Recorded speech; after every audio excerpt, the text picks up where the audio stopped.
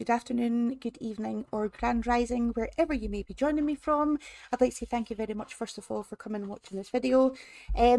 Today, I am honoured to have a guest who I have been patiently waiting on to come onto the show. And as you know, we're all about love and light, and we do have to have balance. So this is going to be quite a serious stream. It's going to probably have a couple of trigger warnings. But today I'm honoured to have my friend, good friend, and moderator, Teresa.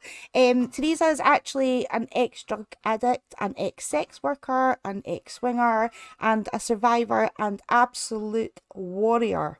So this is going to be the first of many of her shows, and I'm absolutely honoured that she is going to be joining with me today. And I cannot forget that she's also got a degree in psychology, because this woman's amazing at what she does. So yes, good afternoon, Teresa. Thank you for joining me at Synchronized Souls podcast. Eventually got you. I'm honoured. Thank you for having me.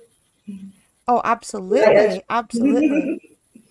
You're looking gorgeous, darling. Looking gorgeous as always, as always. Now, you kind of wanted to. You've got a Substack now, which is brilliant. I'll put the link at the bottom of the video as well. Once we've stopped recording, obviously. Do you feel that's a bit therapy for you, getting to write down a lot of stuff? Yeah, absolutely. I find it so empowering, is the word I would use. It makes me feel really brave, and like I'm really stepping out now and finally And sharing. not afraid to share my story. So absolutely. Yeah, scary Absolutely. but empowering. Yeah, and I think, you know, what we want from this is if somebody else is in your situation, I mean, you've been through sexual exploitation, you've been groomed, you've been through extreme sexual violence, CSA, unfortunately. So if somebody else has been through these things and, you know, maybe in a situation that you were when you were in the sex working or whatever, and just think, wow, if she's managed to do it, then I can. You know, and that's what this channel's about, just giving somebody that little sprinkle of light to maybe think, right, wait a minute, I need to maybe start healing or whatever. I mean, go back a little bit, Teresa. You know, it's not something that you go in lightly with sex work. Was it something that you started when you were young? Could you tell me how you maybe got involved with that? Okay, well, I'd say I was very promiscuous when I was young, but it was before the internet, before mobile phones, and I had a boyfriend who who I loathed actually, but that's another story. But he would buy top shelf porn magazines such as Escort or Reader's Wives, and we would have sex, and I would read from the magazines while it was going on. Okay. And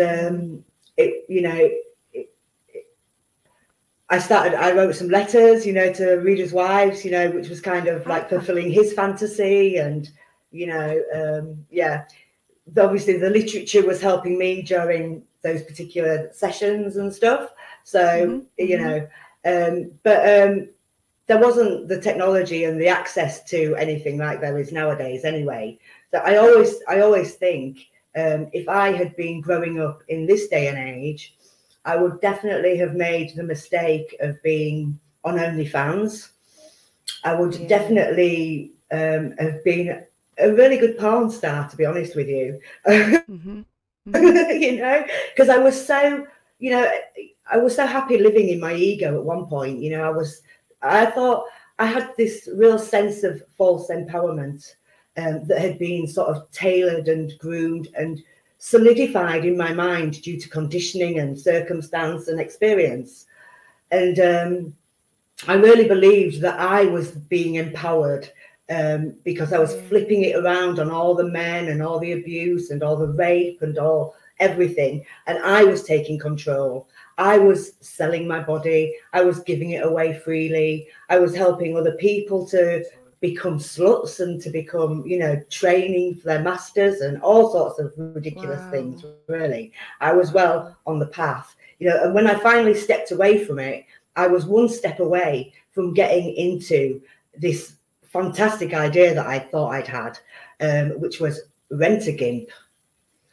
And it was like, oh, this is a win-win. This is a win-win opportunity because people will pay me to be a gimp, and people will pay me to rent a gimp. So I'm going to get rich either bloody way. This is it. Like, I was like, this is it. And I was going to go to Birmingham, to the NEC, to a bazaar market that they have there, which is where they do all the BDSM equipment you can buy and things like that.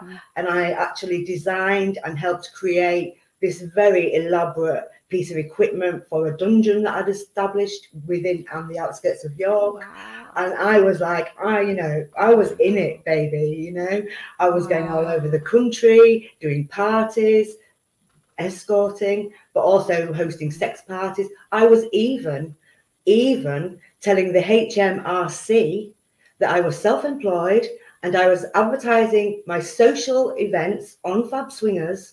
And here's all the data, here's all the receipts, here's all the invoices. Because I'd been self-employed before. I'd been an eBay trader, selling knickknacks and antiques online, buying at auctions and stuff, and car boots. So I knew how to operate a business. My ex-husband took me to Amsterdam maybe 4 or 5 times a year. And he is the person, unfortunately, that actually groomed me into, well, I let him groom me into a prostitute, a sex worker. So it was, fulfilling his fantasies, and, it was he played into all the things that had happened to me in the past. I'd done my degree, I'd stepped away from all of that stuff. I'd got a great job. I had a child who was going to breakfast club and after school club, and I was working, traveling the country, doing actually evaluations of government shore start projects. I did a massive one in Bootle, Sefton and Litherland, which was where Jamie Bulger was killed. Yeah, that's right. Yeah, and I did 3 years hardcore social and economic research on whether shore start projects were working under the Tony Blair government, under his 10-year let's tackle the war on drugs problem, So when I met my husband, I was leaving my past behind. I'd done my degree. I was an empowered woman. And I was reading adverts in the personal columns in the local paper, thinking maybe I could see a guy. Maybe I'm ready. I want a hardworking man, a professional. And that's what I looked for. And it took me maybe 18 months to answer an ad in the paper. And back then you had to, once you read the ad, there was a voice box message number, and you rang a number and you left a voicemail for him to pick up and then decide whether he wanted to ring you or whatever. So that's how I met him. And I remember that. Yeah, it was crazy back in the day, the things you went to, But I think I've just gone off on one. I've even forgot the question. No, I'm totally fascinated. Like, I'm absolutely fascinated. And to be so knee deep into it all, your dungeons, your parties, creating inventions for big events and stuff like that. Telling the government and paying tax on it, paying tax on the earnings, I mean, from the social events that I said I was doing. I mean, it's not legal, is it? I think you can be. This is an example of how, you see, I was absolutely manipulating the veil, the hiding in plain sight. Because, back in the day, when I was into horoscopes, and I once got a little book about love horoscopes, and I'm a Virgo, and it said that I was the Vestal Virgin and the Sacred Whore. And I said, do you know what? That's not far wrong. Wow, that's brilliant. That's brilliant. Brought up a Catholic girl. But as you said, you were abused as a child, and it kind of has that ripple effect, doesn't it? Because you either go one way or the other. You're either highly promiscuous or you completely shut down that side of you, and you don't want anybody to touch you. So, it's unfortunate that the promiscuity carries on, and as I say, it's just that ripple effect, isn't it? And it's not your shame, you've went through it, you've absolutely went through it, you're shining now. You're what ended it for you? What was there, a traumatic event? Were you just like, this is enough, or did you slowly tailor off? How did you get out of that madness? So first of all, my daughter was about to start university, and she asked me to stop escorting. I got into it when I actually when I was with my ex-husband, and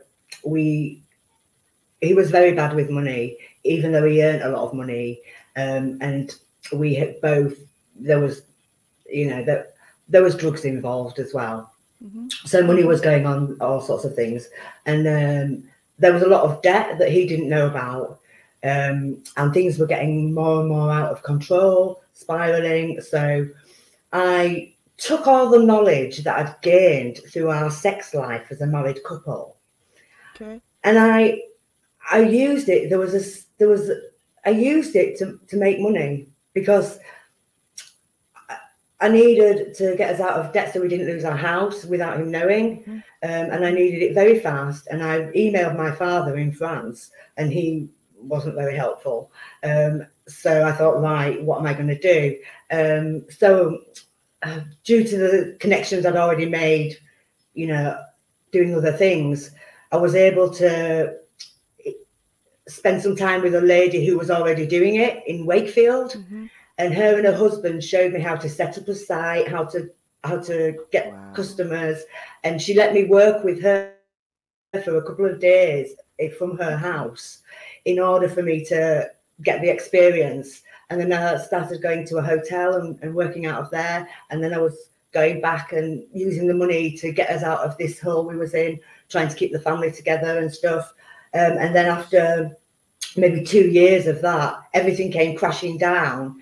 And my secret, I made a mistake. I uploaded something onto a site prior to leaving the house to go away to work. And my stepdaughter was spying on me, and she found it. I forgot to delete the history because the taxi had arrived, and she found it, and she told my husband. So when I arrived at my place of work at the hotel, he rang me and said, what's going on? You're not where you say you are you? And started quoting like paragraphs off this site, off this profile I had, all these verifications saying that I was this, that, and the other. And I was just shaking like a leaf. Obviously, I was like, oh my God, like the shit's hit the fan. My secret's out, because I had been living this double life for like 2.5 years now. And yeah, so I went to my mum's and said, I thought, like, if the shit's going to hit the fan, I need my mum to know so I can get my daughter and go to hers when I, you know. So it took me about 4 hours of stood outside smoking before I could go in the house and actually start to tell her something, to like what was going on. And yeah, and then we went back to my house. Anyway, to cut a long story short, I tried to like put it back together and stayed another 2 years after that happened, actually. But he never forgave me. It never got resolved. It just got worse. And then in the end, I moved into a woman's refuge with my daughter when she was 15. And then I got into a council place. I left everything. I told my husband I wanted a divorce, and he said that he would rather set the house on fire with me in it than give me what I wanted. So I said, well, it's over. I'd like a divorce. I've changed my status on Facebook. I've took my wedding ring off, and I'm here in this house. I'll sleep on my daughter's floor until I can get somewhere else, but it's over. That's it. I'm not, I want a divorce. I was 40 at the time. I'd been with him 10 years, and I thought, that's a quarter of my life. If I'm not happy now, I'm never going to be happy. If I leave now, I've got a chance of making something of my life, making myself happy. I'm out of here. So I left, car full of stuff, went into a woman's refuge with my daughter, then got my own place and started my life again. But I had a massive heart attack in 2014, 4 years after, and that kind of made it hard. It took me a good 5 years, you know, of just sitting, you know, trying to process a lot of things. But all that time, I was working as an escort then, yeah, you know. I took all the skills from our role playing and put them into the real world and made money, among other things. But I did that. It was, you know, when I gave it up, I went to work in a fish and chip shop, a job that I'd done when I was 17. And at the time, I calculated it all out, and I had to work 17 hours in the chip shop to earn what I could earn in 1 hour doing what I had been doing. but I had decided to do it. So my daughter had asked me, she was going to university. I said, well, I'll just do it till I've got the money to buy you the laptop of your dreams, and then I'll stop, and that's it. So I stopped the escorting then, and I was still swinging. I was still on the swinging site, and I was still hosting the parties, still making the money doing that. So that was okay. But that put me in a lot of situations where, with venues and things, and the people that you're dealing with, you know, some of the groomers or masters, and you know, the situations you can get yourself into. It's obviously not as dangerous as escorting, but I was still doing that. And then I was also going around the country, going to clubs, and making connections, doing to all different sex clubs around the country. And you know, the scene really changed over the last couple of years, between 2016 and 2018. It really changed, and there happened to be a lot of girls coming along who were very drunk, who were real drinkers, and it wasn't the same atmosphere. There were so many girls who were just crying out for help, in my opinion, and vulnerable girls. And it got more, you know, I spent longer doing that than I really wanted to, because I was so invested in reaching out to girls and saying to them, you know, is this really making you happy? Are you doing this for him? You know, is he pushing you into this? Because I was so sensitive, you know, as Sonia pointed out the other day on her show about highly sensitive people, the HSPs of the world. Well, thumbs up to you all. You know, it's a strength, not a weakness, but you've been told you're too sensitive all your life, and that's looked down upon. But no, lift it up. No, absolutely. Like, I'm just, wow, Teresa. And you know, the way that my mind works, I'm always thinking of the spiritual side. I feel that you had that heart attack because the universe wanted you to stop, and you had no choice but to stop. You know what I mean? It's like you had to have that recovery, that going back into yourself. I think your heart attack started your healing journey, if you know what I mean, because that was just, you had no other choice, basically. One other thing I'll point out, though, is that yeah, please do. I've got this very bad quality where I need there to be a sense of urgency to motivate me to do things. And, you know, I've been in a death situation and near death and, you know, life-threatening situations so many times. And, you know, even when I was doing my degree for the whole 3 years, you know, I left things till the last minute and had printer panic and all these things that, you know, my daughter, thank the Lord, was a perfect student, and she never had any of those things that I went through. And I'm hoping that some of that was down to the guidance that I'd given her, you know, but absolutely. So I need to get out of this bad habit I have of waiting until things are about to go off, or the last minute before I actually put myself into action. And we all have things to improve on. The stress. Yeah, exactly. You've done amazing, absolutely amazing. Now, I seen you. Basically, I think I seen one of your posts on Twitter about your Substack. So I went into your Substack, and we are going to get to your poems, which I'm really looking forward to you sharing with us. But can you explain this whole wrap it up to me? Because is this got to do with addiction? Because I'm intrigued with this. None of that is on Substack, for a start. Oh, is it not? Sorry, no, I think you must have sent me a personal message. Yeah, I've got other things on Substack that I've just put up there, but the wrap it up addiction therapy isn't on there. But it's a little thing I've created myself that I think, I'm testing it, you know. I think it's pretty effective. Yeah, I like it, and it's called Wrap It Up because I thought, well, it's a well-known phrase already. You know, they use it in acting, don't they? You know, when they've finished filming and they say it's a wrap and stuff. And also, it helps to alleviate some of the addiction cycle that addicts can get stuck in. So it's like you have to obviously have been in that position to actually truly understand this cycle that you go through. But there's what's called like a pre-scoring mini high that you don't, you know, you just, when you've decided that you're going to take some, and you're going to get some, then you go off and you sort of start organising it, and you're already like, oh, I'm off now. I'm gonna, you know, I'm on the road to getting what I want. You know, this substance that's gonna, you know, do this, that, or the other for me. I used to say the best thing about taking cocaine is the waiting on it. That's funny you say that, because it was the whole, it's coming, it's coming, it's coming. And then you'd get it and you'd be too fried or too high and it'd be carnage. But it's funny you say that. I can give you like an alcoholic comparison to that as well, because I was a heavy drinker before I discovered drugs. I was a big drinker, and one of the things I noticed when I stopped drinking was I could, when anybody opens a new bottle of spirits, be it vodka, gin, rum, or whatever, when you twist that cap and it goes, ch, yep, ch, it's like a, yep. And in your whole body, as an addict, as dependent, you know, when that's a coping mechanism that you've got, you're like, yep.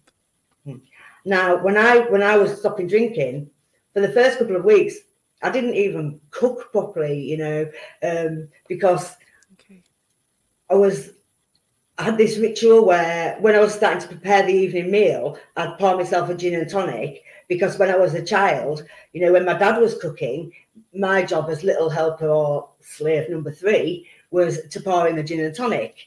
So it was built into me from really early that when you start cooking and preparing the food for the family, you have, you know, you relax and have a drink. So that was programmed into me from birth, basically. So just that and of the bottle was with cooking food was like, you know, shall we have a salad? Shall we go to McDonald's? You know, whatever, with my daughter for a couple of weeks, just because I knew that I needed to break that, leave that link. cycle, Absolutely. that link alone. Absolutely. So going back to the Wrap It Up program, I'm still talking about that pre-scoring high. On the other side of the mountain, so you've scored, you've had your drugs, and you're coming back down again, then you've got that post, I'm out of drugs, you know, where you start like, I'm shit, oh, you know, look at me, you know, I need some more, and all these things, you know, can I get more, or am I going to stop? And you just go through this whole beat yourself up about how useless you can be or whatever, and there's that. So my idea is, if you take a little bit of whatever it is that you're struggling to get rid of in your life, or you decided you don't want to have power over you anymore, because it's like a power play, you know, who's the winner? Is it the drugs or is it you? It's your life, you know. Don't let those drugs be the thing that stops you from stepping out and facing what you can really do all by yourself if you really put your heart into it and try. So take a bit of whatever you fancy and wrap it up, because, you know, it's been there for you when you really needed it, and it's helped you through a lot of times. And then you've really eliminating that whole cycle of up and down and that roller coaster, because you know what? If the end of the world is coming, you can rip it open and you can have your little bit and you can say, fuck you, world. When the bombs are going to hit, I'm there, baby. Right? So you've got it. You know, you've got it. If you want it, it's there, but you don't want it anymore. You're choosing to put that in your past and tell it it's not in your future. It doesn't belong there anymore, but you love it. It's done you so much of a solid. But hey, and every time you feel like, I just want some, just go and get it out and just put another wrapping paper, just put another layer around it, make it harder to get into when the end of the world comes. You know, I think I said to you, maybe, you know, I can see like how much wrapping paper am I going to use? Like, if the end of the world comes, am I going to be having to take a bloody knife to it and rip it open to get it out? You know, the bomb, just as I managed to open the packet, the bomb hits. You know, like, is it going to take up my whole bedroom or what? So it's an idea, and I'm testing it out for everybody, and let's wrap it up. Brilliant. I like that. And then it's a constant reminder, I didn't open that. I didn't open that Yeah. today. I've It's, got the you know, power. just I'm every day. strong.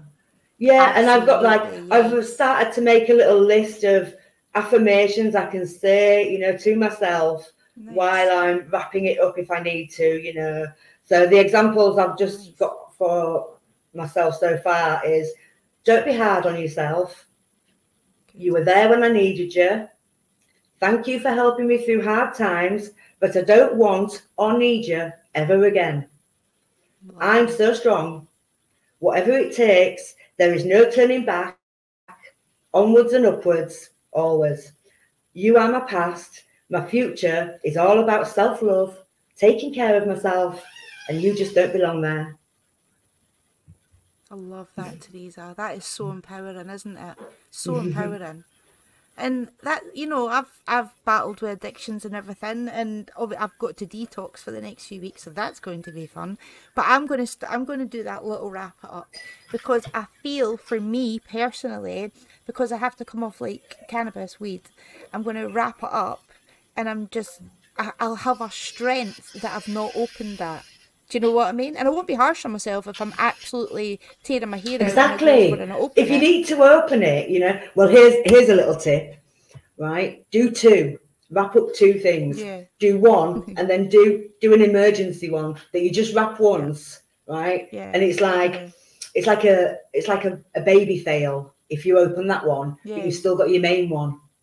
Right, so Yeah. give yourself a backup, you know, but keep your main one, but just have just like one joint worth in another little one that you've only wrapped once, and you know Yeah. that if you need it, then there's that one step away from the big one, you know, so you've got that little stepping Yes. stone, Yes. so you don't actually Yes. just fail altogether if you fall a little Yes. bit. Because Mm-hmm. here's the thing, you don't focus on falling over. You know, Mm-hmm. I recently, you know, I had 11 years of sobriety of being clean from class A drugs, and Yeah. I fell over, you know, and Happy for Huey you. died, and it broke my heart, you know. Yeah. Totally. Totally. And sometimes you just fall over the edge a little bit, but there was a Well, little I was tree I could grab drinking. hold of, you know. I started drinking alcohol, not like every day and all day. I had just like a bottle of tequila, but it was like, oh, I'll have a little nip because it was making me feel quite relaxed. And then I was like, oh, wait a minute, that's how alcoholics start, because just that one nip, not to get drunk, Mm-hmm. just to, yeah. So I made a promise, funnily enough, to Puy that I was going to get fit and healthy, because it scared me how he trained so much, but he still managed to die quite at a young age, you know? So He I was very think young, for him yeah, and for me, yeah, very. I mean, he's younger than me. So yeah, yeah. he's Same age as Elvis, definitely, baby. totally, he's definitely been, he's helped me on my journey more than he'll ever realise, and even more so now that he's Mm. passed, because he's always around us. Because he was great. He would never judged you. You could tell him anything, and he would never. I don't know. He just wouldn't judge you. He was just Oh, I such love a his laugh, compassionate. honestly. His Oh, laugh I just know. got me in the heart. It got me in the belly. Absolutely. And I love people who can laugh from the very core of them, you know. Yeah, And yeah, he could do yeah, that. He could totally. laugh from Yeah. the very core of him, and Mhm. he was a Mhm. yeah. I like loud Bless. laughers because it makes me feel a bit better because I know that I laugh very loud. I know I it's a mean, different thing though. I've got a Sorry, on you go. variety of quite distinguishable laughs. I'll be honest. So, what is your coping mechanisms, Teresa? What if you're having a weekday and you're wanting to open that bloody that wrap it up thing, and you're not gonna? What is your go-to? What is your right? I'm going to start cross stitching, but that's another conversation. I But do yeah, cross what's your wee thing? stitching. Yeah, I do cross stitching, and I do diamond art. Yes, Music nice. is a massive. Music is the answer to so many things, but music can Absolutely. lifts me up. And I have, you know, a playlist of songs that just mean so much to me, that I Mhm. can really tap into. Quotes and sayings, I use those, and Mhm. affirmations, I use them, and fresh air, you know, Sonia, Nice. the show, you know, that Yes. keeps me Yes. going. You and just, you know, And healing, just focusing on what is good for me, yep. what do I need to do, and writing, getting things out of me, yeah. And Mhm. yeah, all those things help. Journaling, writing is a good one. definitely. And being kind to people, doing things that just going out of your way, like to be observant and to just step in when you can and reach out and just make somebody's day feel a little bit better. And just that is so rewarding for me, just giving to people for the joy of giving, not because you want something back from them, or when just because you know it will make a difference. You know, don't give to big charities. Don't dedicate your life and do great events like walking the Great Wall of China for the royals. Just look about you and reach out to people who you think, you know, deserve that little break and that little bit of assistance. Because if you can see somebody struggling and they're doing everything they can, but the circumstances are making it so hard for them, they're the ones that deserve that bit of help, you know, that hand to them, and that time and empathy, consideration, and kindness, you know. Just do it to make their life a little bit better. Totally. And you will feel really good about yourself. You know, it's a very selfish act is giving if you really, really invest in it, because the power of it for yourself is amazing. And what you give out, you get back tenfold. So if you're just giving out, you know, you just it works. Spread the love. And roundabouts. Spread the love. Absolutely. Here's my advice: ground the evil, ground the dirt, ground the filth. Take it and put it in the ground. Give it back to the earth, and you radiate light and a higher vibration, a higher frequency. Just leave that there in the earth. Absolutely. Don't give it back out. Don't spread nastiness. What is it? The quote one of the quotes I was looking at the other day. Only unhappy people are mean, basically. You know, you're only mean if you're unhappy. Project. Yeah, so they project. You know, if somebody's mean to you, just think about that they're unhappy in themselves, you know, so and try to just like turn the other cheek, you know, just or say I'll just say to them, wow, what a mean thing to say. Don't take things personally. Just don't take things personally. I normally say, wow, really? Did you say that? Yeah. That do you know what I like doing? No, I like going, are you okay? It's really fucking bad. People say that to me all the time. I mean, I'm like, people, are you okay? People, I mean, you know, I've got a great label, me. You know, I've got lots of, I've got a stinker of a diagnosis that can just make people think, my Lord, really? I've got, let me give you the initials first. I've got ATPD. What is that? It's acute and transient psychotic disorder. Wow. So mess with me, stress me out, and I just lose my shit. My mind goes, and I go back into a psychotic episode. And then I am crazy, you know. So, you know, I can self-perpetuate. I can become a crazy person. But I'm going to say I have seen you kind of lose it a little bit when Pewee passed, because you did get a bit psychotic after then. Exactly, but what I have it, yeah. But you're not nasty with it. You're not evil with it. You're not reckless with it. You actually get really I might be a bit reckless sometimes. I might be a bit reckless. Yeah, I mean, we're all about but you get really creative when you're psychotic. So it's like a superpower, but it's not healthy because it exhausts you. It must exhaust you, you know, because it's like constant. You're so out of balance, aren't you? And one of the triggers is lack of sleep. So if I get like prone to insomnia as well when things are on my mind, because my mind's so active. So I get like insomniac. So and when that goes on for a long time, because you're not looking after your body properly, and you know you're not addressing something else, so then the sleep starts, and then it's like another cycle. It's a psychotic cycle. You know, you can be up and down. You know, I mean, I remember back in the day when I almost started therapy while I was doing my degree, and the psychiatrist said to me, because I went to the psychiatrist and said, look, I think I've got bipolar, or I think I've got manic depression because I'm up and down and I'm high of high and I'm low of low. And she said, no, you're on this figure of 8 roller coaster of abuser and abused. And I was like, oh. Yeah. And then when I talked about all my drug problems, she said, well, I can't help you till you sort your drug habit out, really. There's no working with you. And just, you know, that was it. I walked away in a huff, and no one ever tried to help me anymore. So left it for another 20 odd years before I actually got any therapy. Well, So, do you know, it's funny you say that. I had to go to therapy, psychiatric therapy, and I did hold back that I smoked weed, but as soon as I mentioned it, say session 4, that was it. It was all, now remember, I was 17 then, so it was like nearly 30 years ago, and it was like, oh no, sorry, it's all the weed. Now, she should have been like, why is she smoking weed? Because I'm obviously, you know, and it was just, no, that's it, it's just the weed, stop the weed and you'll all be better. And like yourself, I just thought, I'm not going back there. And do you know what it stopped me doing? It stopped me telling, I've got diagnosis as well, I've been in therapy, psychodynamic, and it's held me back from telling anybody that I smoke weed. Because they just blame it all on that until I find a therapist that I know is going to be probably having a joint themselves that night, you know. And when I say I smoke weed, I don't have it until very late on in the day, very late at night for my sleep. So yeah, it's I don't know. They blame it on the substance that we're taking.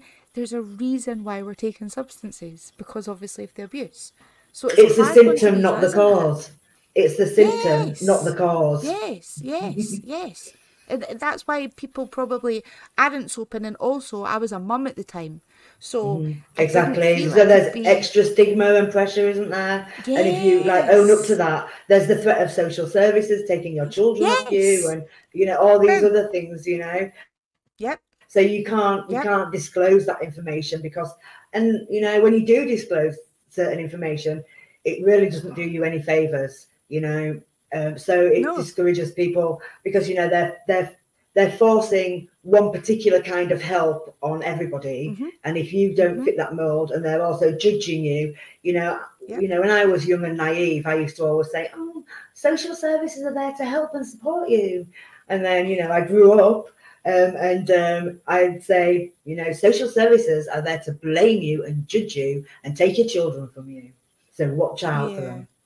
But I will say there is good social workers out there, because somebody that's very close to me is a social worker, and she is absolutely amazing. Definitely. And no, just because if we definitely had 10 of her, you know, but there's ones that go into it for ulterior motives as well, and we, you know, that's what I'm saying is podcast. hiding in plain sight in those professions are people who aren't out to help you. They're masking themselves behind all the genuine people that really actually care, and they're just bashing their head against a brick wall, actually trying to help people. And what is it? Social workers have a 10-year burnout because they become so demoralized and so fed up of being overworked and not, you know, everything being stacked, the system, you know, making it impossible for them to actually help people. Then, you know, they give up, or they turn bad as well, don't they? So, you know, but underlying among you all, at least 10% of everybody in every institution is corrupt, evil, and up to no good. And our children are suffering because of it. And nobody really wants to talk about it because, you know, totally, it's been going everybody who rules and has the power are in on it and involved in it. Absolutely agree. So I'm going to ask you something, because when I seen the Diddy freak off tape thing, all this coming out, I mean, I've been waiting for years for this to come out, but, you know, I was going to ask you, because obviously we've communicated before about your past and it has always intrigued me, like, how easy is it to get caught up in all of that and not really realise what you're doing? You know, is that something that can happen to you all? Yeah. All it takes. I mean, all it takes is a semi-clever guy, you know, who can recognise, and now, you know, now Andrew Tate's hit the world, then there's a lot more semi-regular guys know exactly how to do it. I mean, I laugh when people mention Andrew Tate in Parliament and stuff and talk about him, but on the other hand, you know, I think about all the girls that are going to suffer more as a consequence of all the stuff he's put out there, you know. But he's a royalist as well. You know, I watched an interview with him where he was saying Really? the trouble is people don't respect the ruling class, the rulers. You know, if I had my way, you'd do a crime, you'd be out in the Saudi Arabian desert, you know, doing hard labor, and there'd be video streams back to England showing you what's going on, you know, and that'd cut crime, you know, and then I'll be able to walk around London with my Rolex and my Bugatti, and everything will be good, boys. Come on, boys. I'm the man. Anybody that has that many toys and cars and thingy is compensating for something.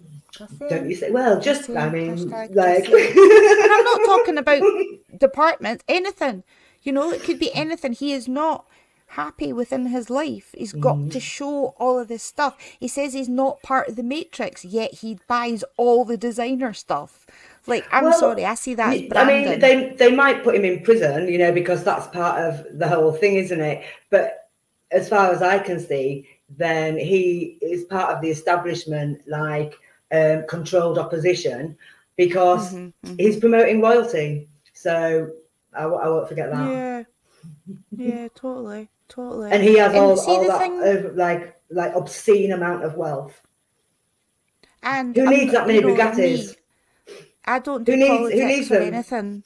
Exactly, that's what I mean. Like, what is this all about? Plus, he also glorifies Muslim. Like, did he turn Muslim? So I just think with the time, the time that we are just now in the world, with all the illegal immigrants, with everything kicking off, was that party's plan to get half the British young team to be turning into Muslims so that they start all the stuff that we're thinking might happen. I'm sure there's many layers to his plan, you know. He's a master chess player like his dad, isn't he? So there'll be many layers. I don't like him. I've never that kind of world, isn't it?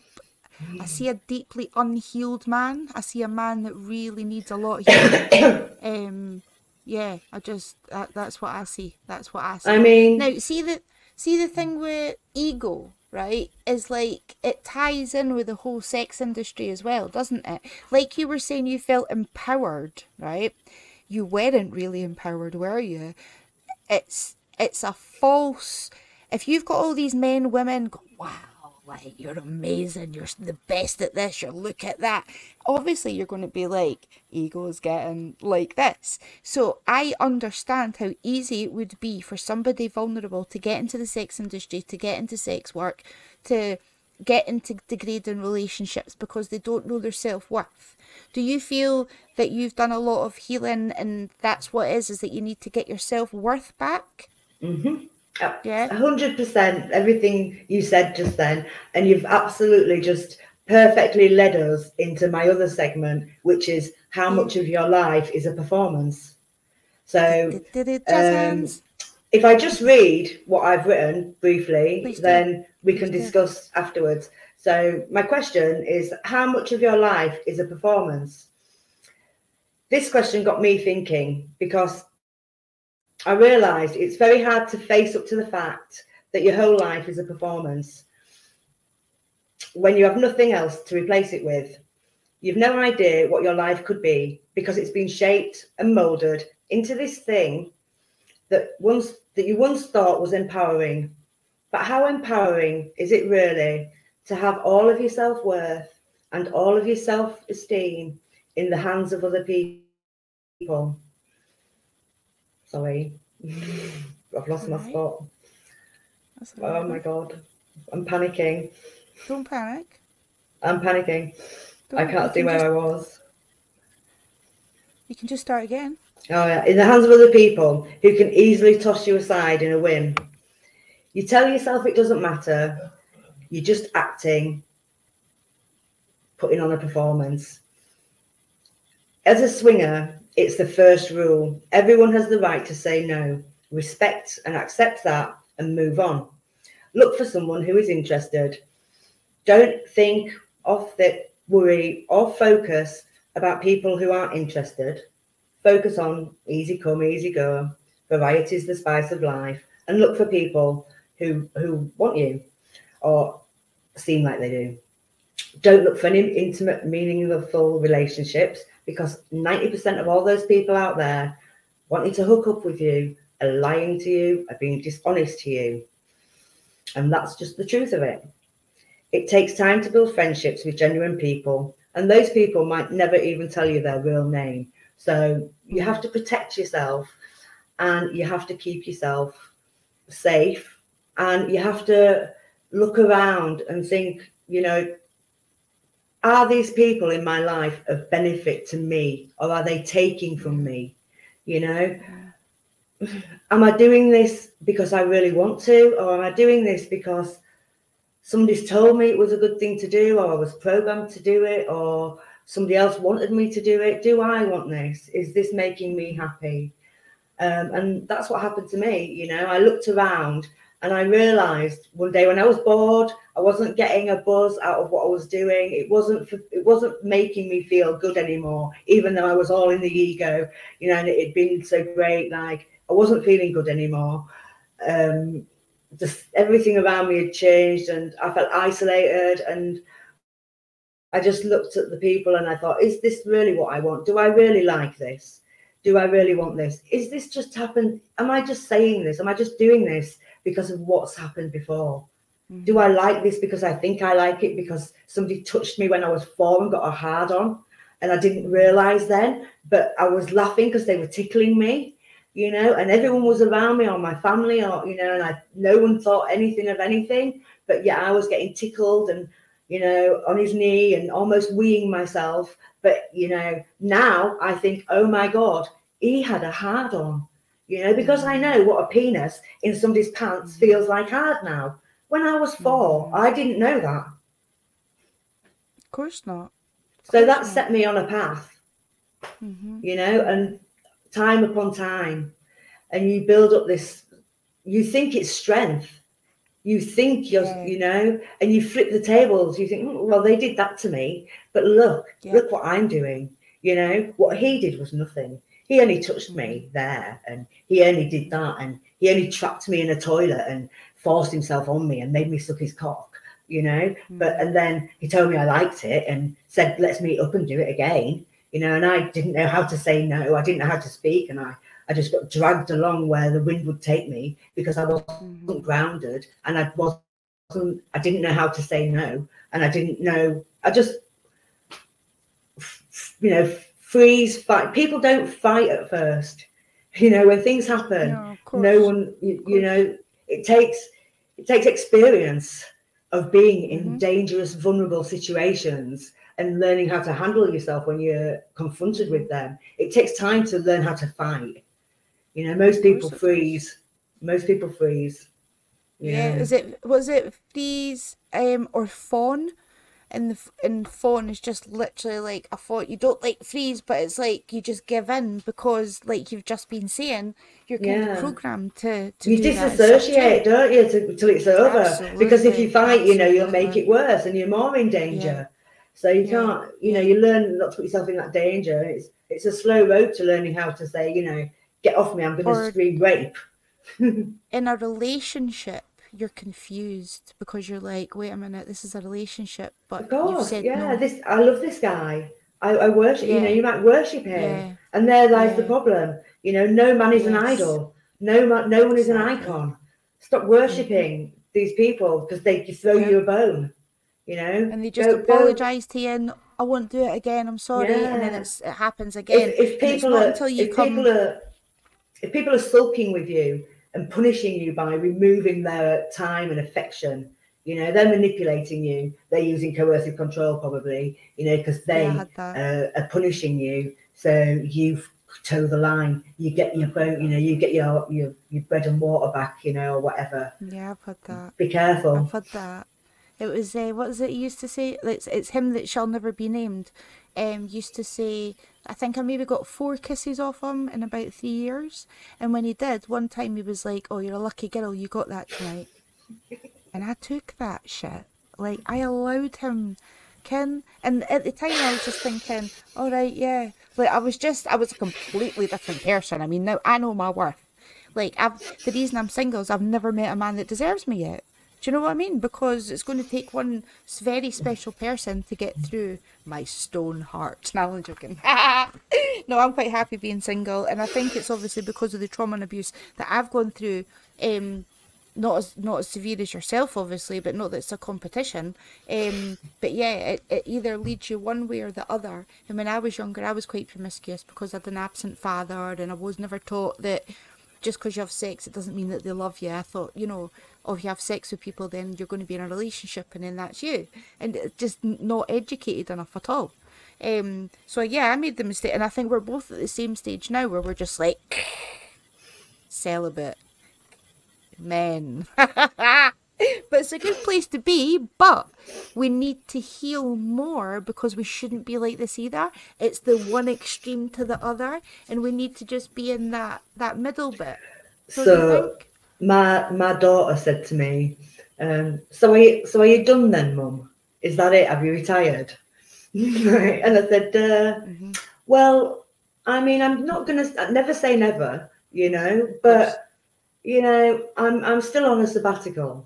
I'm Yes. still having a break because I'm not ready to take that step. I don't, no, no. And No. No. I have twice met.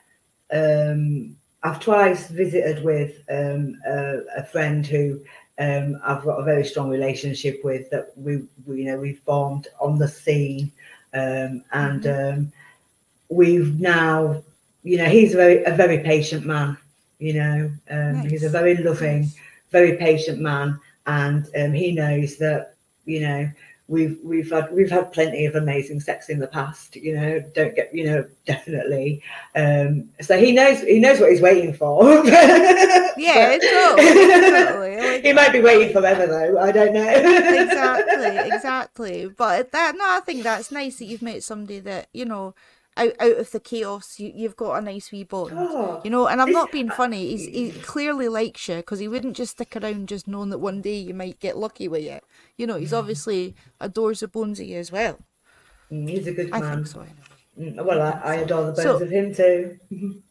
we're at 52 minutes, believe it or not. So I was wondering if you would possibly read us a little poem before we end the show, and I mean, definitely going to have you back because I need to hear more stories I'm this week. ready. Go. Right, not my shame? Question mark. Keep it simple and keep it true. You have one body and it belongs to you. That would have made a difference. Why did no one say? That would have made a difference way back in the day. Know that it's your body. Know it belongs to you. It's no one's right to touch it. That right is up to you. It's all right that you didn't speak out, that you couldn't even blink. Your eyes opened wide, bewildered and stunned. Block it out with the drugs and the drink. Back then, you didn't know what happened, but the scars are etched into your soul.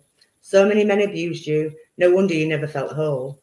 Your judgment forever clouded by the desires of all that abuse.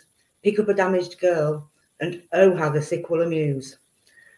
Broken, battered, tattered and torn. Many may mock, but for you I shall mourn. Mourn that you no longer have morals to hold, because you yearn for the riches all their lies had foretold. Lies that your worth was wrapped up in them. But who are the them? I know I digress, but I'm going to mention the men. MPs and doctors, barristers too, policemen and social workers, to name but a few. Everywhere you go, you can never be sure. Someone from your past, well, you did effing tour. You sold your body far and wide. A sex worker, a drug addict. What a reality to hide. You had no respect for yourself, it would seem. Give us your money. I'm an escort supreme. But was that the life? Were you living the dream? Letting men take you for all they could glean? Reality smacks you straight in the face. It's no good for you here. Get out of this space. Try to look inwards. Find some kind of grace. Imagine a healthier, more happier place. To heal, let it go. Don't sit with contempt. Do that and your beauty will truly be spent. Just love yourself. The answers lie there. Wash all of those other lies right out of your hair. Give to yourself. Stay true and fair. That is the ultimate gift I will share. Don't judge nobody. You're better than none. And if you want to know what helped me pull through, wonder what, where, when, and who, turn your attention, study up all on cults. You will be surprised at the wondrous results. So many parallels there to be drawn. Open your mind like the new break of dawn. And just like the sun, your new life has begun when you say to the men, and the misery be done. Believe in yourself, lift your head high, dream all your dreams and reach for the sky. Thank you. Well done, Mrs. Thank you so much. And I think what we'll do is we'll end on that, Teresa, and we'll definitely have you back in a week or two and we'll do some more videos. Thank you so much for joining me, Teresa. You're an absolute legend. Thank you so much for having me.